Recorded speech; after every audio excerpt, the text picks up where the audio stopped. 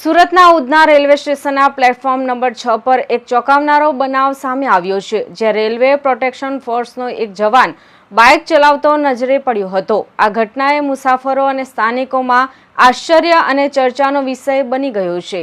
કારણ કે railway platform પર વાહન ચલાવવું નિયમોની વિરુદ્ધ છે અને મુસાફરોની સુરક્ષા માટે પણ જોખમી બની શકે છે. હાલ તો આ વિડીયો વાયરલ થતાં વિભાગીય તપાસ શરૂ થઈ ગઈ છે અને આગામી દિવસોમાં કડક પગલાં લેવાશે.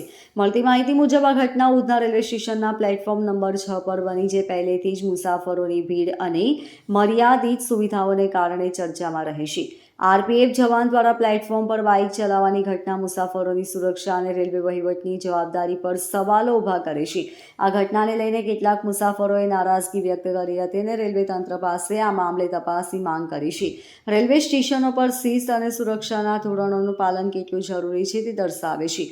ઉધના સ્ટેશન, જે સુરત શહેરના મુખ્ય રેલવે સ્ટેશનોમાંનું એક છે, ત્યાં આવી ઘટનાઓથી મુસાફરોમાં અસુરક્ષાની લાગણી ફેલાઈ શકે છે. આરપીએફ જવાન પ્લેટફોર્મ પર બાઇક ચલાવી રહ્યો હોવાની ઘટનાનો વિડીયો વાયરલ થતાં વિભાગીય તપાસ શરૂ કરી દેવામાં આવી છે.